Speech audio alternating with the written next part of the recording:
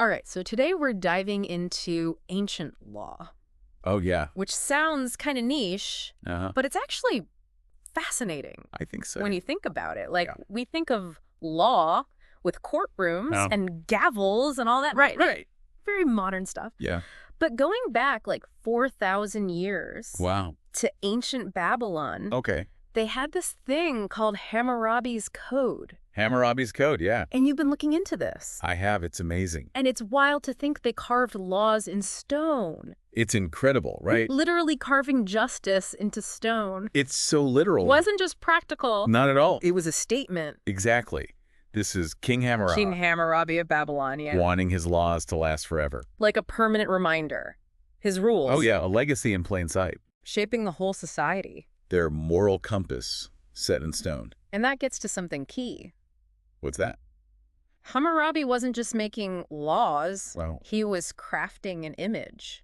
oh, I see what you mean. He's building a whole narrative. Yeah. Not just a king, but the king. But one to bring order. Chosen by the gods. Oh, absolutely. To make Babylon just... Divine authority. It's a classic. Kind of like some leaders today, right? 100%. That quest for legitimacy. Using those shared values, it's clever. Oh, it's timeless. And Hammurabi's Code, get this, What's that? it has a prologue. A prologue. You don't see that every day. In a legal document? Come on. They went all out back then. No kidding.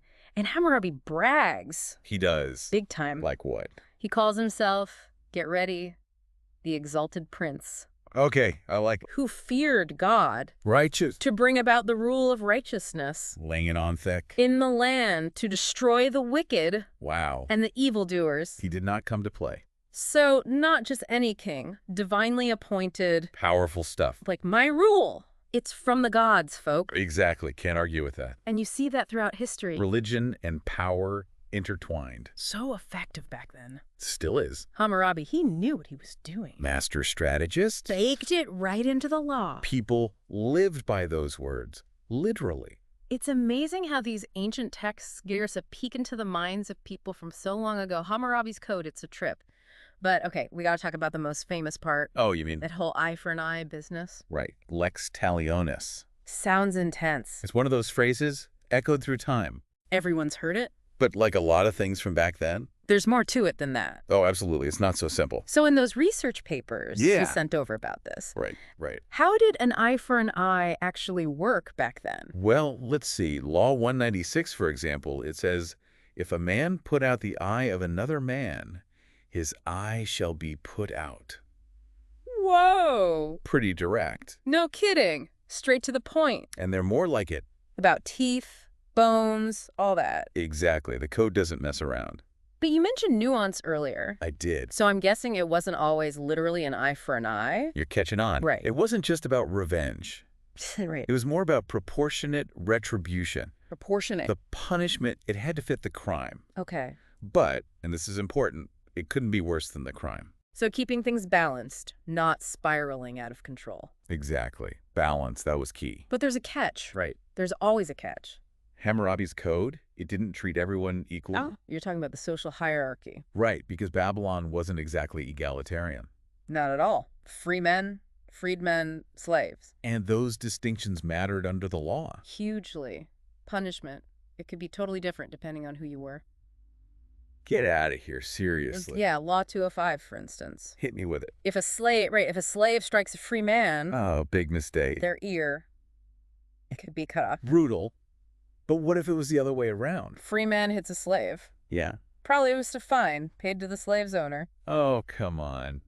So I much know. for an eye for an eye. It's a stark reminder, isn't it? How about inequality? Justice back then, it wasn't blind, not even close. Wild stuff. Hammurabi's code, it's a product of its time. So even when it sounds simple, like an eye for an eye, The reality, much more complex. it really makes you think about law, about history. It's all connected. But Hammurabi's Code, it wasn't just about punishment, was it? So we've talked about all the crime and punishment stuff. Yeah, Hammurabi wasn't messing around. But those papers you sent, they show there was more to life in Babylon than that. Oh, for sure. It wasn't all doom and gloom. Like, what else did this code even cover? Well, get this. Family matters. Family matters. Like what? Marriage, divorce, Okay. inheritance, the whole shebang. They had laws about that stuff. Oh, yeah. Even what happens if Say, Yeah. a wife was accused of adultery, Law 132. Whoa, that's getting personal. Sounds like a telenovela or something. Right, like peeking into their lives. So what'd they think about family back then? Anything surprising?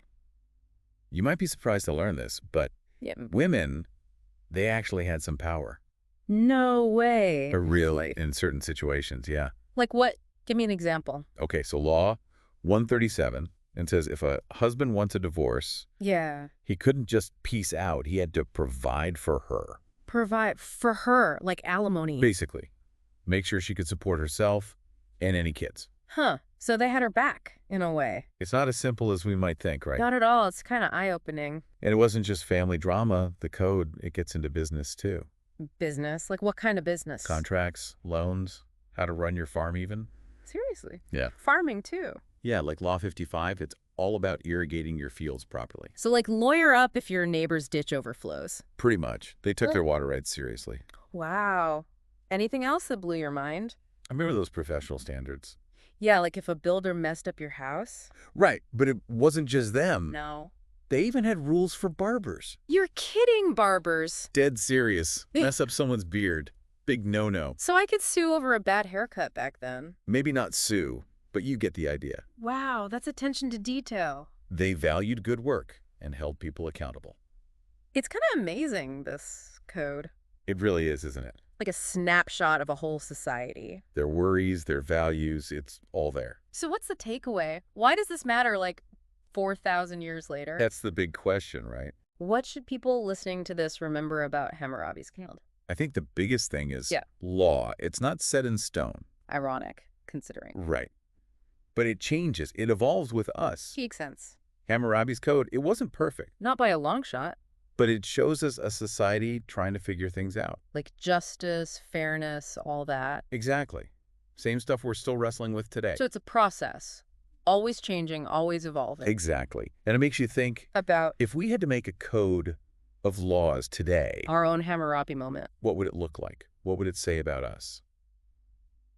That's a deep thought to end on. Thanks for taking us on this journey through Hammurabi's code.